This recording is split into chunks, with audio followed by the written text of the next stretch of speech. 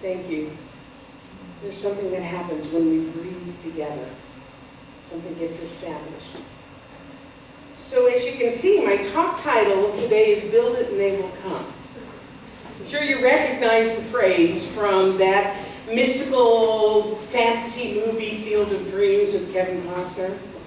And if you remember, Kevin Costner is living with his family. I don't remember his name in the movie, so I'm just calling him Kevin. So Kevin is living in Iowa in a corn, and he's trying to grow corn. So he's a corn farmer, and they're just barely eking out a living because the truth is he's not very good at it. But one day he's walking through the field of corn, and he's trying to figure out what to do. How can he make this work? And he hears the voice that says, "If you build it, he will come. If you build it, he will come." And if you recall from the movie that it was a baseball field.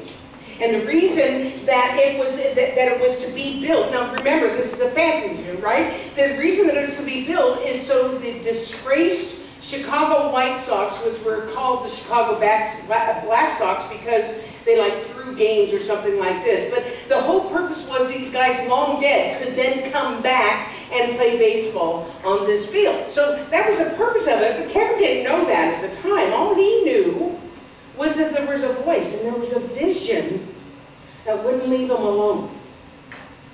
So like I said, it's a fantasy, so we have to kind of suspend our disbelief about this, right? So what happens is he eventually sacrifices everything. He gets rid of the cornfields and everything, and he builds a giant baseball diamond, and everybody in his family and everybody in the town thought he was absolutely crazy. Remember this, right? I was going to rewatch the movie last night, but I ran out of time. So I'm not going to tell you the whole plot.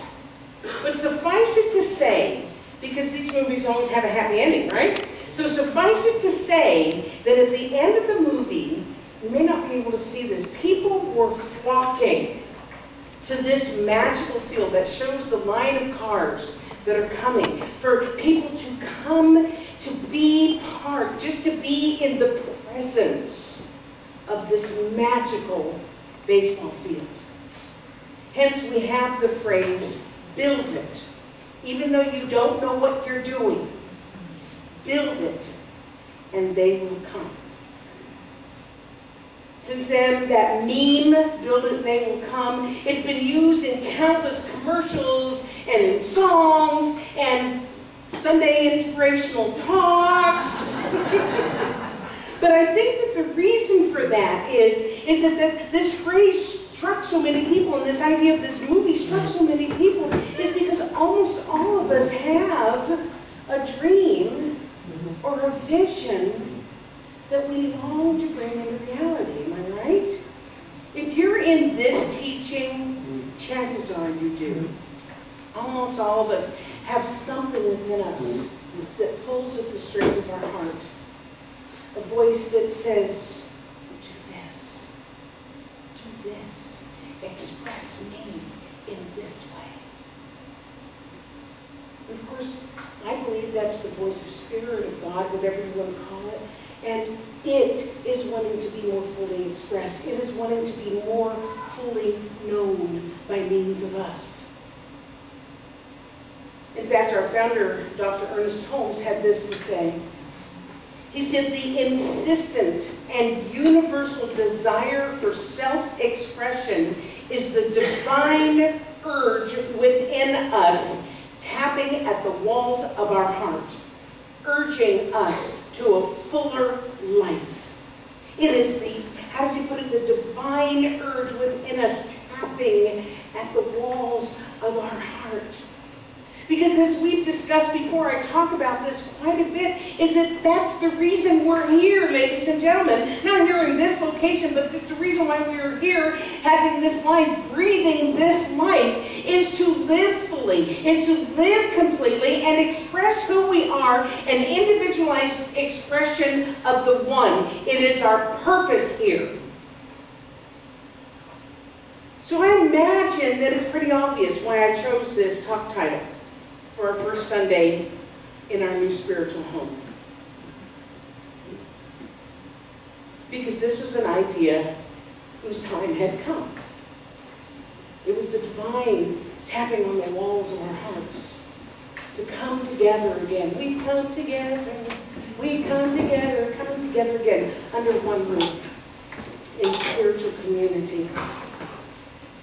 And I have to confess that I did not know that was tapping at the walls of the hearts of the people here when I came here 4.5 years ago. I was under the impression that everybody in the community was just fine with the idea that we would have a Sunday space that we would gather, like at SAID, and then we would have a classroom and offices someplace else. I mean, that's the way it was presented to me. That's what I thought everybody liked. After all, church growth experts were telling all of us ministers, Barbara, you can attest to this, all of us, that this was the way for the future. No more bricks and mortar. People don't care that much about community. But what I discovered very soon into it was that that wasn't true. That was not true, especially in today's busy, fast-paced, technological world. It turns out that people long to belong. People long for community. They want to be part of a tribe. They want to be together with people of like mind. Because let's face it, I'm loath to admit this, but it's true. You can get what I'm talking about anywhere. Was it true 20 years ago? I was really something 20 years ago.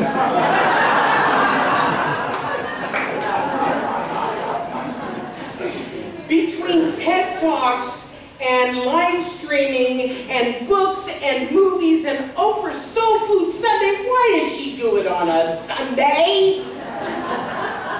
Inspiration is everywhere. So I know you can sit in your living room in your jammies on a cold Sunday morning and hear a great talk and get inspired. You can turn on your radio or your satellite TV with your Bose speakers and listen to fabulous music and get up and dance and sing along at home in your jammies.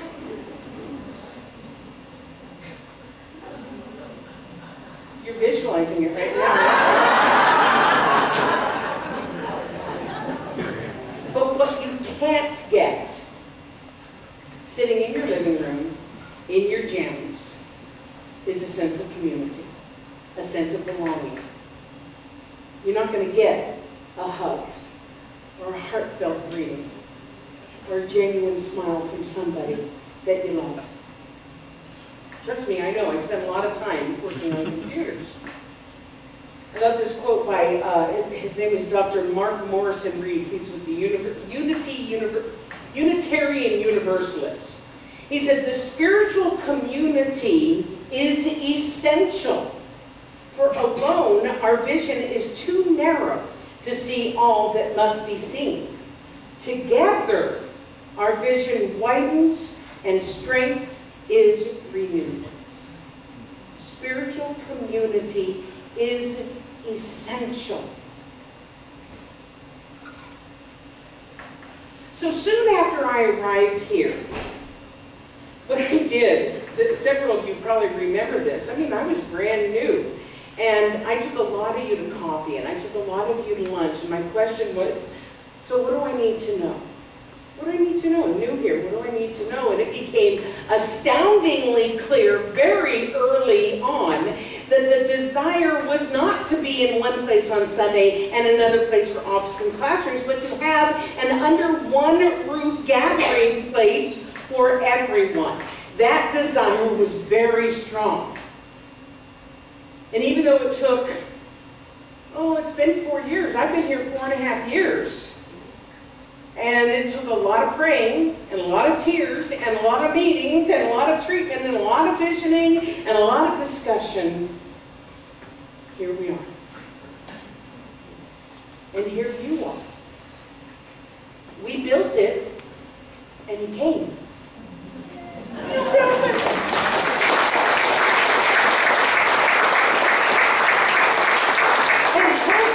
This isn't a one-time occurrence. Hopefully you're not going to go back to your Sundays in your jammies watching YouTube and TED Talks. Hopefully you will continue to come and you continue to be part of our tribe. It's important for us to get together. It is important for all of us to be part of a community. You are our community. You are our Sangha, our spiritual community. So as they say in 12-step programs, keep coming back. But I'm not done. I still have more to say. It's because another aspect of Build It and They Will Come is the use of imagination. Whether it was Kevin Costner imagining a baseball field or us imagining and visualizing a spiritual home, the imagination is essential. Because so often as adults, we think imagination is for the kids, right? Yeah. It's daydreaming or it's fantasizing or Walt Disney had imagination. I don't have imagination. And we think that as adults, what we need to do is that we need to use our intelligence. We need to use our wisdom and our will in order to make things happen. Am I right? And yet, it is our imagination, the ability to explore possibilities that might seem kind of fanciful or out of the box. It is our imagination that is our most precious gift. And because it's a God gift, and I know some people don't like the word God, but I'm using it here, it is a God gift. And it's not just something that children have. It's not just something that creative people have. It is something that all of us possess. And it is essential to building the life that we want. This quote by Albert Einstein just blew me away as I was researching. I knew the first part, imagination is more important than knowledge. I'd heard that many times, but not the rest of it. For knowledge is limited to all we now know and understand, while imagination embraces the entire world and all that there ever will be to know and to understand.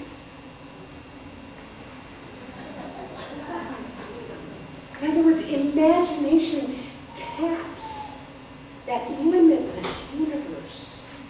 Not just what we know with our limited, finite minds. It taps the limitless universe. And when we've tapped that limitless universe and we've started to have an idea in mind, then that same universe starts working in conjunction with us, in harmony with us, in balance with us, to clothe itself in form to be the thing that we've been imagining.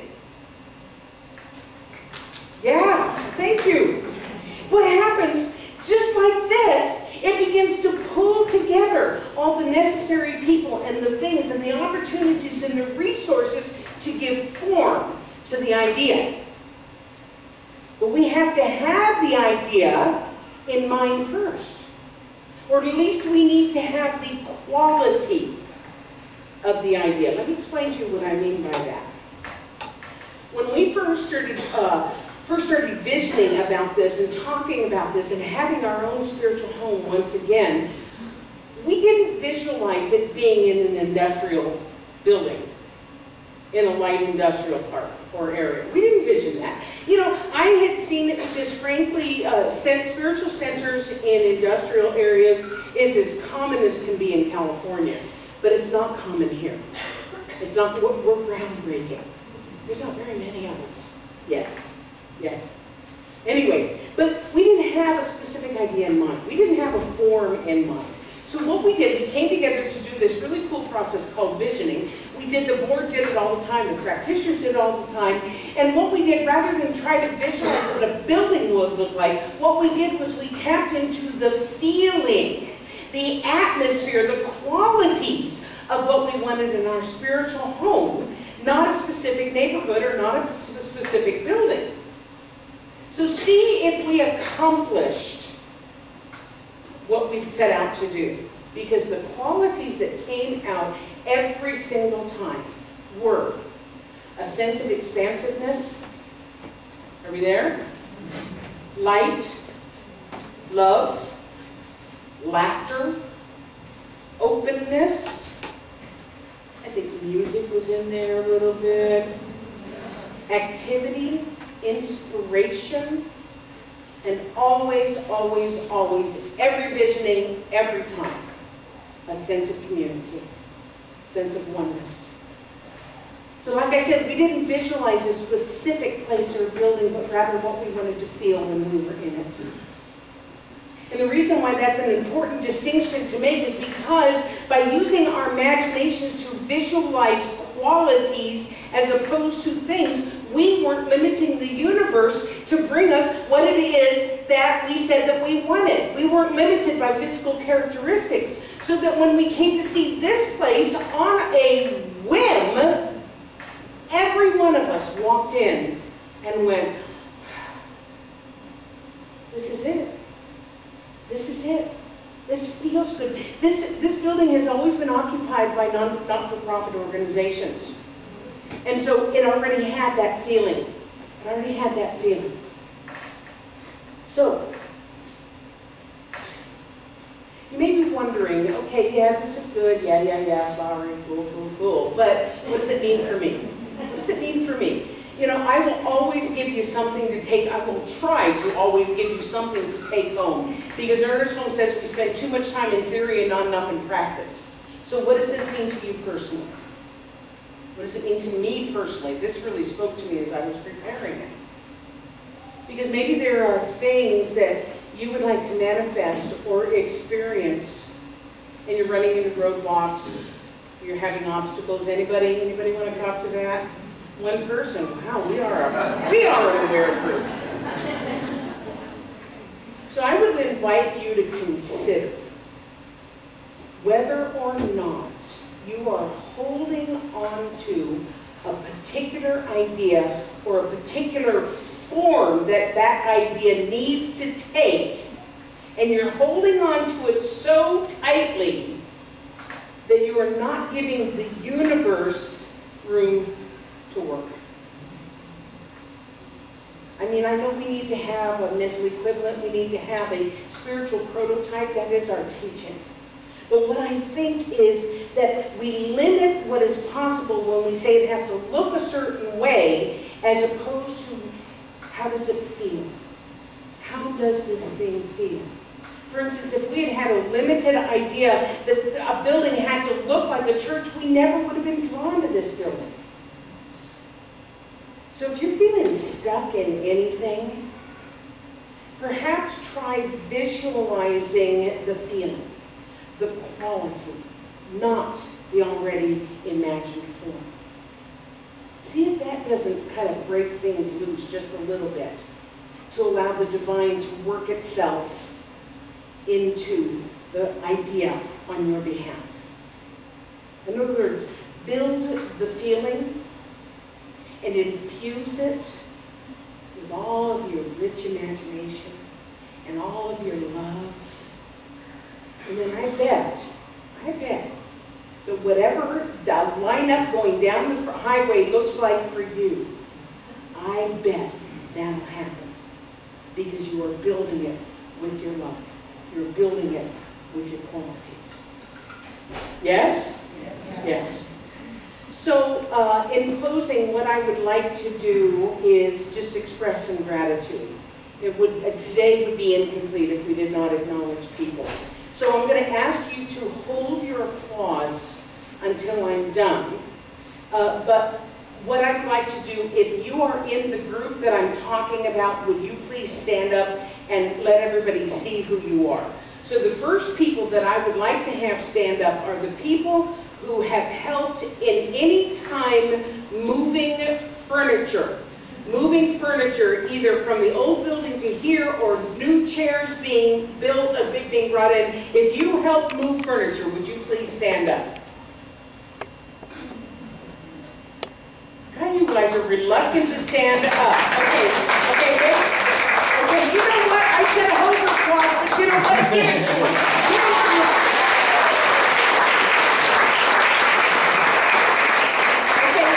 Okay, stay standing. If you, in the past week, have vacuumed, cleaned, rubbed, moved, set anything up, would you please stand up? Yes, and yes, you need to be in here as well. Okay. Any of our tradespeople, any of the people, boy, in the past 2 weeks, we have really had the trades show up, but I think they're too tired to. Okay, practitioners and ministers who held the light for us as we went through this process. If you would please stand up.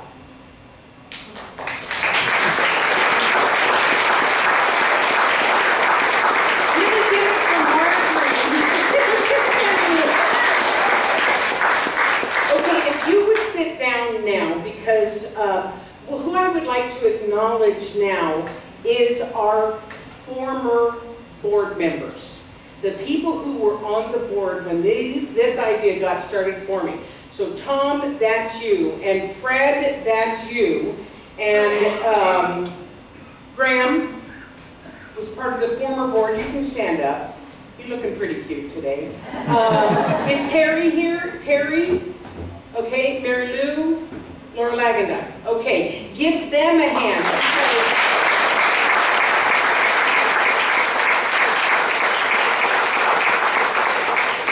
Because they're the ones that started this. They're the ones that started this. Okay, then I would like you to acknowledge our current board members, because they came in about, oh, Lance, yes, yes. They came in about halfway through, some of them going, we're doing what? So current board members, please stand up. That would be Reverend Leslie and Karen and Willem and Lance. He's up here. He's up here. He's up here.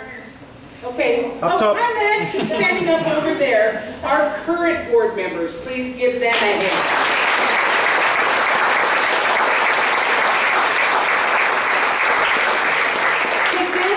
Have to figure out how we're going to pay for all this. Just kidding. Some people who, oh my gosh, have bent over backwards to make this place look and sound as good as it does. And that's Jason and Dwayne up top. Yeah.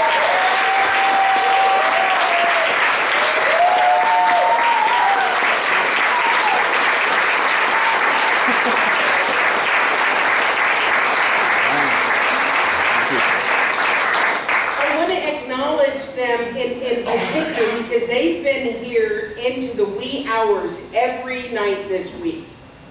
Every night this week, because if anybody was here on Friday, this place didn't look like this. Maybe Thursday. This place didn't look like this, and they have just gone above and beyond. Thank you so much.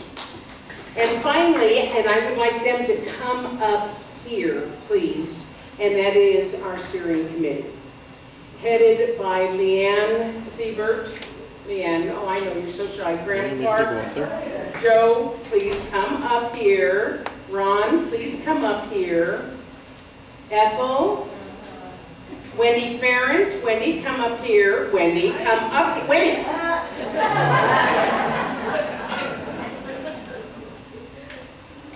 Okay, so see the pretty red head in the middle. She's not doing this. I really want you to acknowledge this group of people that we have been meeting weekly since January. Weekly. Sometimes weekly. And each one of them has gone so far and beyond what they ever thought that they were signing up for. Leanne stepped in as chair because she has this sort of background of keeping people on task, and she's absolutely amazing. And Graham, who anytime I needed anything, anytime that we said anything, Graham was like, you know what, I'll make it happen, I'll be there. Ron, who is such a beautiful designer, and he had such an eye for how this could look, and it will continue to evolve from that. Plus, he's so freaking smart. Seriously, he comes up with things and I'm like, wow, I never even thought of that. So, at beautiful, my Ethel. I call her my darling Ethel. Anybody who's in a leadership position, I would only hope for you that you would have somebody to work with like Ethel. She's brilliant. She's easy. She's amenable to everything.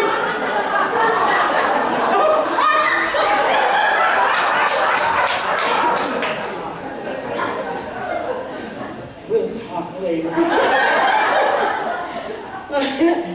She just everything. She coordinated and liaised the entire move and getting us here, and the chairs and the stage and the everything. She's wonderful, and I adore her. And you're probably wondering why I'm leaving this guy for last. So Joe is fairly new to us. I don't think he's been with us more than a little over a year. And when we announced that we were going to have a steering committee, he came to me and said, you know, I'd like to sit on that. I have a little experience building buildings. I'm a commercial, or a builder. I'm a builder. And I think maybe my expertise could lend a hand to this. He has been our liaison with our architect, our contractor, then our other contractor, because the first contractor didn't do anything, with our trades, with the city, with everything. We could not have done this without him, Joe Colacerda. So please, please give it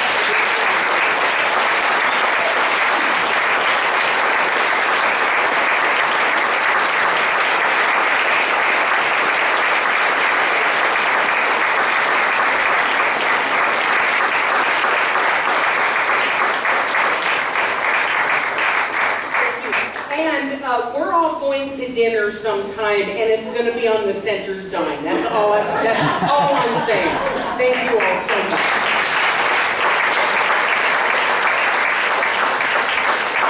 So I'm ready for you guys. This is just a really cool song. So just know that. Yeah, let's do this thing. I didn't mention our musicians because they've been